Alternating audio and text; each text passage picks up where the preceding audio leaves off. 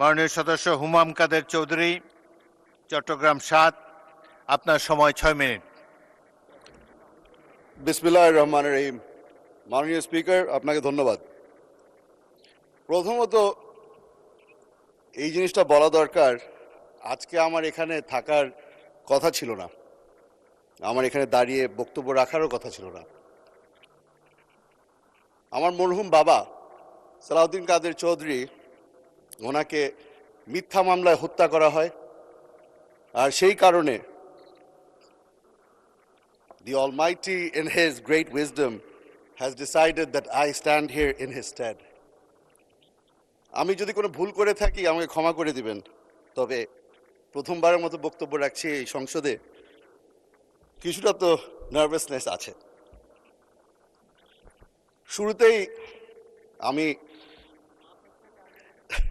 শুরুতেই আমি শ্রদ্ধার সাথে স্মরণ করছি শহীদ রাষ্ট্রপতি জিয়াউর রহমানকে এবং বেগম খালেদা জিয়াকে।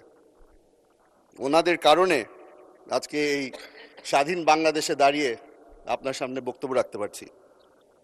মাননীয় স্পিকার, আমি প্রথমে আপনাকে ধন্যবাদ জানাতে চাই। আপনি হয়তো ভুলে গেছেন, তবে আপনার সাথে আমার একটা বেশ পুরানো সম্পর্ক আছে। আমার বাবা যখন বাংলাদেশ জাতীয়তাবাদী দল জয়েন করে, সেই প্রস্তাব আপনি নিয়ে গিয়েছিলেন, আর তার মাধ্যমেই, যেহেতু আমার বাবা জাতীয়তাবাদী দল এবং জাতীয়তাবাদে বিশ্বাস করতেন, সেই কারণে আজকে আমি মাননীয় প্রধানমন্ত্রী তারেক রহমান সাহেবের দলে যোগ দিয়ে ওনার সংসদ সদস্য হিসেবে দাঁড়িয়েছি। মাননীয় স্পিকার, এখানে দাঁড়ানোর পরে অনেকেই তাদের নিজ নিজ এলাকার সমস্যার ব্যাপারে কথা বলেন।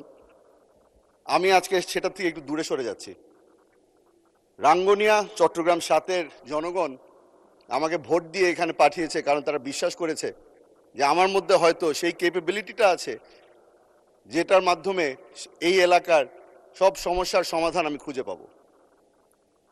আজকে এখানে দাঁড়িয়েছি, ধন্যবাদ জানাচ্ছি মাননীয় প্রধানমন্ত্রীকে, কারণ উনি একটা সুযোগ করে দিয়েছে আমাকে এবং আমাদের সকল সদস্যদেরকে, যেখানে বারবার করে সংসদে দাঁড়িয়ে ওনার সাথে আলাপ আলোচনা করা যাচ্ছে, ওনাকে এখানে পাচ্ছি আমরা, এবং ওনার সাথে আমাদের যেই মিনিস্টাররা ওনার সাথে কাজ করছেন তাদেরকেও আমরা প্রতিদিন পাচ্ছি।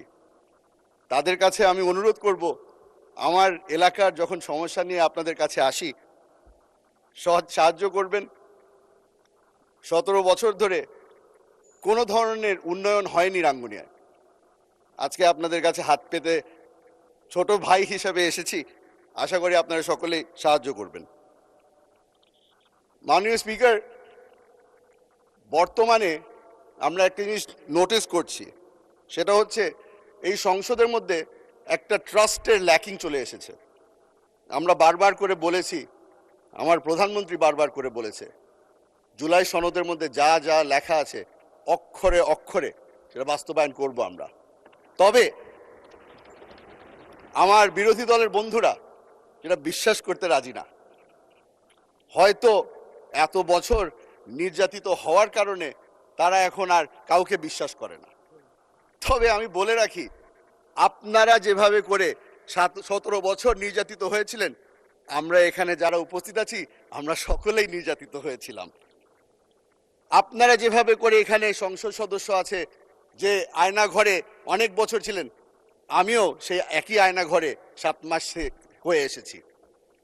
বেশ লম্বা জার্নি ছিল আয়নাঘর থেকে এই সংসদ পর্যন্ত। আশা করি আমার উপরে তারা ভরসা রাখবে। আশা করি যারা যারা এখানে নির্যাতিত, যারা এখনো এই গুমের শিকার, যারা এখনো প্রিয়জনকে ফিরে পায়নি, তাদের উপরে ওনারা ভরসা রাখবেন।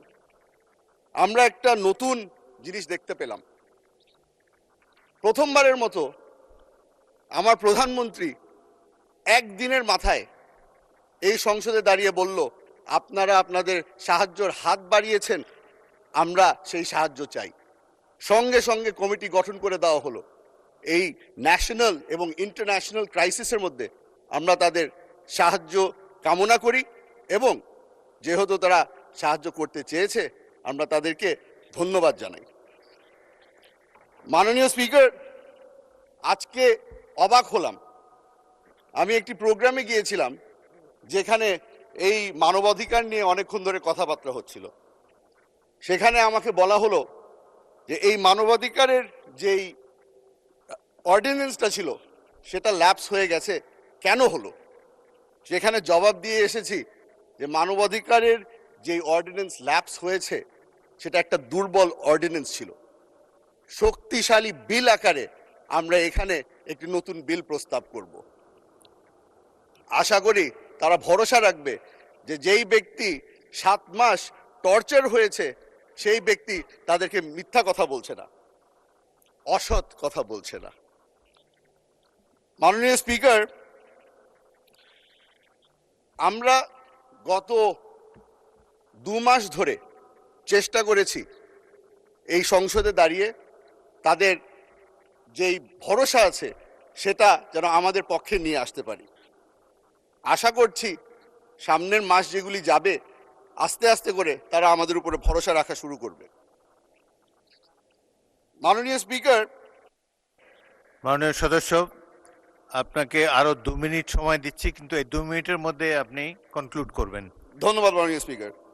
মাননীয় স্পিকার, আমাদেরকে বারবার করে জিজ্ঞেস করা হয় যে আমরা যে এই সংসদে দাঁড়িয়ে আছি নতুন করে বিল আকারে কেন নতুন বিল আনা হচ্ছে। আমি তাদেরকে বলে দিতে চাই, আমার প্রধানমন্ত্রী আমাদের উপরে ভরসা রেখেছে এবং আমাদেরকে সুযোগ করে দিচ্ছে। উনিও জানতে চান আমার ওপিনিয়ন কি। এই জুলাই সনদ যখন সই করা হয়েছিল তখন আমরা রিপ্রেজেন্টেটিভ পাঠিয়েছিলাম, তবে আমি এখানে দাঁড়িয়েছি representing the people of Rangunia. ওই সনদ সই করার সময় আমাকে কোনো সময় কোনো প্রশ্ন করা হয়নি। আমার প্রধানমন্ত্রী জানতে চায় আমার ওপিনিয়ন কি। এখানে আমরা যেই ধরনেরই আইন পাশ করি না কেন উনি চাচ্ছেন যে আমরা যেন সব ধরনের আলাপ আলোচনার মাধ্যমে একটা কনসেনসাসে আসি এবং আইন পাশ করি। আশা করি এই জিনিসটার উপরেও আমার ভাইরা, আমার বন্ধুরা আমাদের উপরে ভরসা রাখবে। মাননীয় স্পিকার,